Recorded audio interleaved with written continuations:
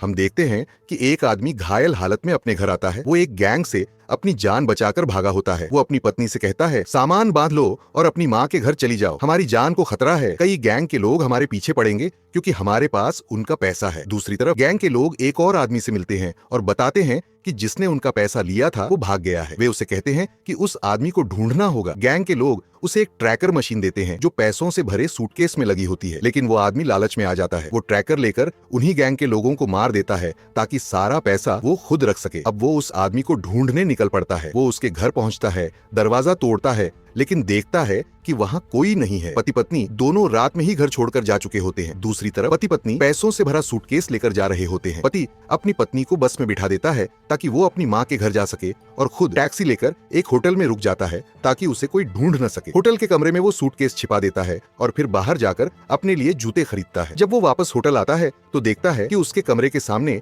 एक कार खड़ी है। उसे शक होता है कि उसके कमरे में कोई है। वो ड्राइवर से कहता है, मुझे किसी दूसरे होटल ले चलो, मेरे कमरे में कोई है। वो ड्राइवर को ज्यादा पैसे देता है और दूसरे होटल चला जाता है। अगले दिन वो एक गन की दुकान पर जाता है और अपनी सुरक्षा के लिए बंदूकें खरीदता है। फिर वापस उसी पुराने होटल में आता है, लेकिन इस बार वो एक दूसरा कमरा लेता है जो उसके पुराने कमरे के ठीक पीछे होता है ताकि वो वहां रखे पैसे आसानी से ले सके। अब वो दूसरे कमरे में चला जाता है। उधर वो किलर आदमी ट्रैकर मशीन चालू करता है और उसे पता चलता है कि उसका निशाना पास में ही है। जैसे जैसे वो आगे बढ़ता है, मशीन की आवाज तेज होती जाती है। वो भी उसी होटल में पहुंचता है। वो गन लेकर उस आदमी के पुराने कमरे का दरवाजा खोलता है जहाँ कुछ गैंग के लोग होते हैं पैसे लेने के लिए। वो किलर उन सबको मार देता है ताकि सारा पैसा उसी का हो जाए। उधर दूसरा आदमी अपने पैसे लेकर वहां से भाग निकलता है।